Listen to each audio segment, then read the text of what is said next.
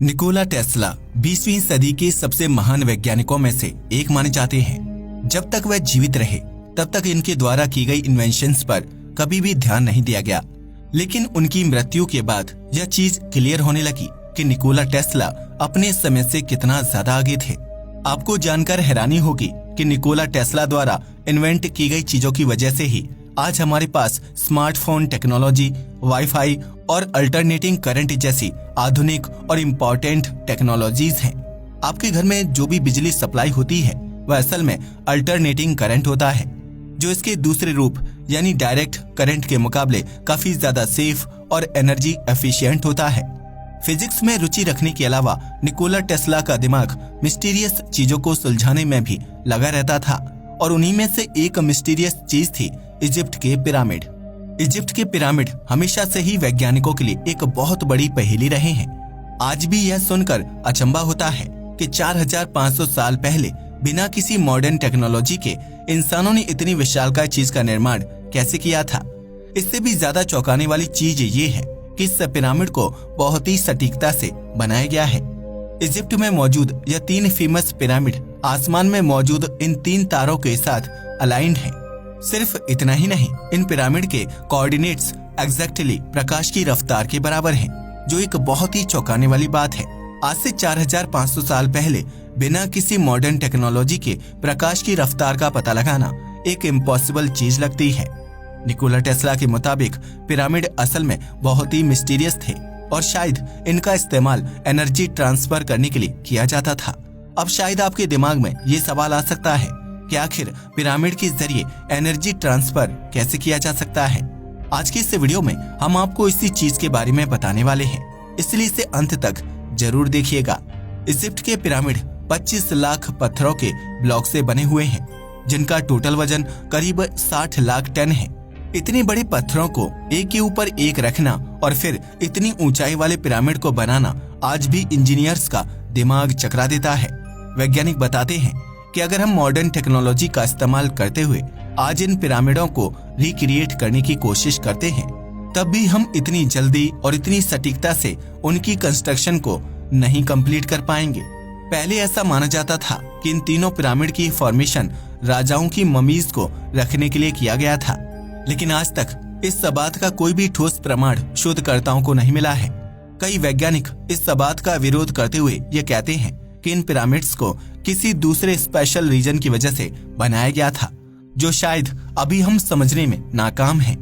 Nikola Tesla हमेशा से ही इन तीनों पिरामिड्स को लेकर बहुत इंटरेस्टेड दिखाई देते थे। ऐसा बताया जाता है कि उन्होंने 20 साल की उम्र से ही इन पर रिसर्च करना शुरू कर दिया था। आने वाले समय में निकोला टेस्ला ने पिरामिड्स के बारे में काफी सारी कंट्रोवर्शियल चीजें बोली, जिन्हें सुनने के बाद उस समय के लोगों ने टेस्ला पर विश्वास करना ही बंद कर दिया। उन्होंने बताया कि पिरामिड्स असल में सिर्फ ऐसे ही नहीं बनाए गए थे, बल्कि उन्हें बनाने के पीछे एक बहुत बड़ा कारण था, और वह कारण था इलेक्ट्रिसिटी ट्रांसफर। टेस्ला ने बताया कि पिरामिड्स को उनकी एनर्जी इलेक्ट्रोमैग्नेटिज्म फोर्स से मिलती थी, और पिरामिड में लगे हुए पत्थर एक इंसुलेटर का काम करते थे, जो अंदर प्रोड्यूस हुई एनर्जी को बाहर नहीं जाने देते थे। उनके मुताबिक इनकी फॉर्मेशन असल में एंशिएंट सिटीज में एनर्जी ट्रांसफर करने के लिए की गई थी। इसी से जुड़े कॉन्सेप्ट को एक्सप्लेन करने के लिए 1905 में उन्होंने एक बहुत ही फेमस रिसर्च पेपर पब्लिश किया। उस पेपर का नाम था the art of transmitting electrical energy through natural medium. जैसा कि इसके नाम से ही पता चलता है, टेस्ला ने इसमें वायरलेस एनर्जी ट्रांसफर के बारे में चर्चा की थी, और वो भी नेचुरल मीडियम का इस्तेमाल करते हुए। टेस्ला के मुताबिक हमारी पृथ्वी एक बहुत बड़ा जनरेटर है, जो इलेक्ट्रोमैग्नेटिक फोर्स को जनरेट करता है। वह इसी इलेक्ट्रोमैग्नेटिक फोर्स को खींचकर इलेक्ट्रिसिटी जनरेट करना चाहते थे, और फिर बिना किसी वायर के पूरी दुनिया में उसे ट्रांसफर करना चाहते थे। यह सुनने में भले ही थोड़ा पेचीदा लग सकता है, लेकिन मैं आपकी जानकारी के लिए बता दूं कि आज हमारे पास ऑलरेडी ऐसी कई सारी टेक्नोलॉजीज हैं जो इसी कॉन्सेप्ट का इस्तेमाल करती हैं। टेस्ला ने अपने रिसर्च पेपर में पृथ्वी के आयनोस्फीयर के बारे में चर्चा की थी, और वह इसी के जरिए पूरी दुनिया में इलेक्ट्रिसिटी को डिस्ट्रीब्यूट करना चाहते थे। उनका यह आइडिया अपने समय से बहुत ही आगे था, और उस समय ऐसे रिसोर्सेज भी नहीं मौजूद थे जिनके जरिए इसे संभव बनाया जा सके। ऐसे में आपकी जानकारी के लिए बता दूं कि आयनोस्फीयर पृथ्वी के ऊपरी वायुमंडल में मौजूद आयन और फ्री इलेक्ट्रॉन्स की एक लेयर को कहते हैं। यह पृथ्वी की सतह से 48 किलोमीटर की ऊंचाई से शुरू होती है और करीब 965 किलोमीटर की ऊंचाई तक जाती है।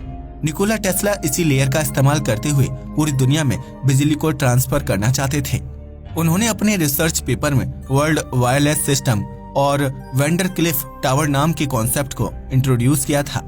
वह एक ऐसे टावर की कंस्ट्रक्शन करना चाहते थे जिसमें हाई वोल्टेज इलेक्ट्रिसिटी को आयनोस्फीयर में रिलीज करके उसे पूरी दुनिया में ट्रांसफर किया जा सके।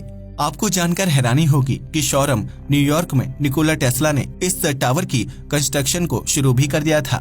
57 मीटर ऊंचे इस टावर को आप अपनी स्क्रीन पर देख सकते हैं। इस टावर के नीचे कई सारे इलेक्ट्रिकल इक्विपमेंट मौजूद थे जो इलेक्ट्रिसिटी को प्रोड्यूस करने और उसे ट्रांसफर करने के लिए इस्तेमाल किए जाने थे।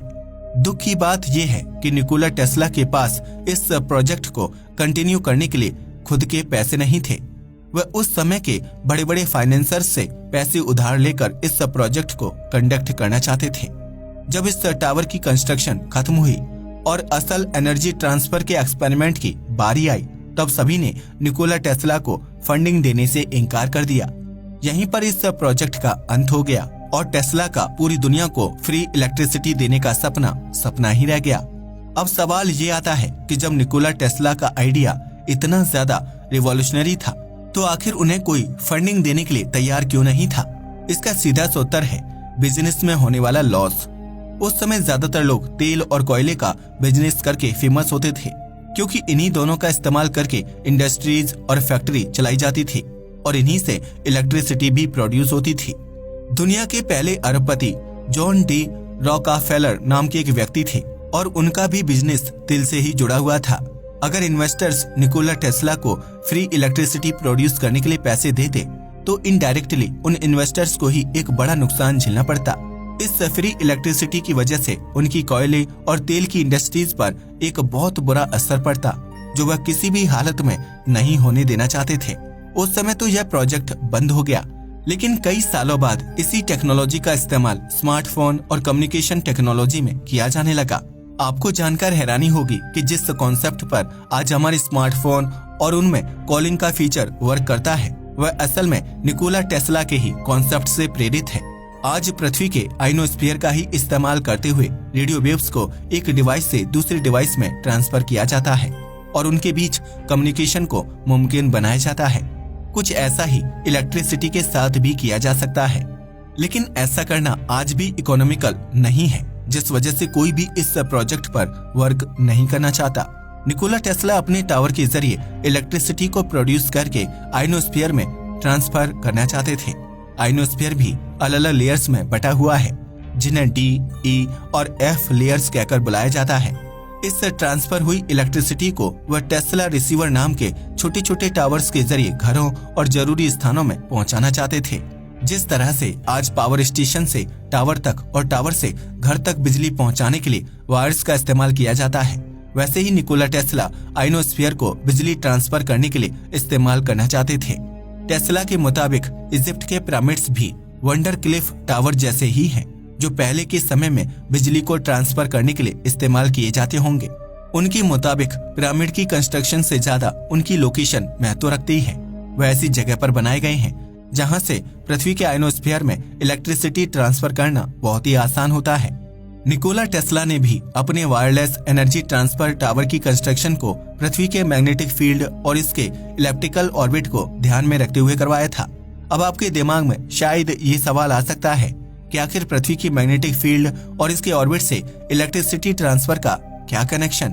असल में यह कुछ ऐसा ही है जैसे अलग अलग तरह के वायर्स का इस्तेमाल करने से इलेक्ट्रिसिटी अलग अलग रफ्तार से फ्लो करती है। अगर आप एक कपड़े के धागे से इलेक्ट्रिसिटी को ट्रांसफर करने की कोशिश करेंगे तो आप ऐसा करने में कभी भी सफल नहीं हो पाएंगे। वहीं अगर आप कॉपर के तार का इस्तेमाल करेंगे तो आपको एक बहुत ही अच्छा इलेक्ट्रिसिटी फ्लो देखने को मिलेगा। कुछ ऐसा ही पृथ्वी की मैग्नेटिक फील्ड और इसके ऑर्बिट को ध्यान में रखने से भी होता है। टावर को जितनी अच्छी लोकेशन पर कंस्ट्रक्ट किया जाएगा, इलेक्ट्रिसिटी ट्रांसफर भी उतना ही अच्छा और एफिशिएंट होगा। 1993 में इजिप्ट के पिरामिड में एक होल को नोटिस किया गया था जो हजारों सालों से लोगों से छिपा हुआ था। 2011 में जब इस छेद में रोबोटिक कैमरा को रिसर्च करने के लिए भेजा गया, तब यह पता चला कि यह असल में एक बहुत ही बड़ा कमरा है, जिसे बाद में क्वींस चैम्बर का नाम दिया गया। चौंकाने वाली बात यह है कि इस कमरे के नॉर्थ हिस्से में वैज्ञानिकों को हाइड्रोक्लोरिक एसिड के ट्रेसेस मिले और इसके साउथ हिस्से में जिंक क्लोराइड नाम के केमिकल के ट्रेसेस को पाया गया। जब इन दोनों केमिकल्स को आपस में मिलाया जाता है तो हाइड्रोजन गैस की फॉर्मेशन होती है, जो हाई प्रेशर के अंदर एक बहुत अच्छे कंडक्टर की तरह काम करती है। अगर आपको नहीं पता तो बता दूं कि कंडक्टर उन चीजों को कहा जाता है जो इलेक्ट्रिसिटी को बहुत अच्छे से ट्रांसफर करने में सक्षम होती है। इस पिरामिड के अंदर कई सारे पतले रास्ते भी बने हुए हैं, जिसमें किसी इंसान का जाना मुमकिन ही नहीं है। वैज्ञानिक बताते हैं कि अगर इन रास्तों में पानी डाला जाए तो यह पूरी तरीके से भर जाते हैं और इस पानी की वजह से ऐसे केमिकल रिएक्शन स्टार्ट होते हैं जो पिरामिड के ऊपरी हिस्से की ओर एनर्जी को ट्रांसफर करते हैं। चौंकाने वाली बात तो ये है कि जियोलॉजिस्ट द्वारा की गई रिसर्च ये बताती है कि उस समय नाइल रिवर इन पिरामिड के बहुत नजदीक हुआ करती थी और शायद यही पिरामिड में डाले जाने वाले पानी का सोर्स भी थी। इतने विशाल पिरामिड को इतनी सारी कॉम्प्लेक्सिटीज के साथ बनाना सिर्फ एक राजा को दफनाने के लिए सेंस नहीं बनाता। वैज्ञानिक बताते हैं कि इन पिरामिड्स का कोई तो ऐसा पर्पज जरूर था जिसके बारे में अभी तक हम पता नहीं लगा पाए हैं। निकोला टेस्ला के मुताबिक यह पर्पस इलेक्ट्रिसिटी ट्रांसफर था और यही कारण था कि वह इन पिरामिड्स को लेकर हमेशा ही इतनी ज्यादा इंटरेस्टेड रहते थे। आपके मुताबिक इन पिरामिड्स की कंस्ट्रक्शन किस लिए की गई होगी? हमें नीचे कमेंट करके जरूर बताइएगा। आज के वीडियो के लिए बस इतना ही। वीडियो पसंद आया हो तो इसे लाइक और शेयर करें। धन्यवाद।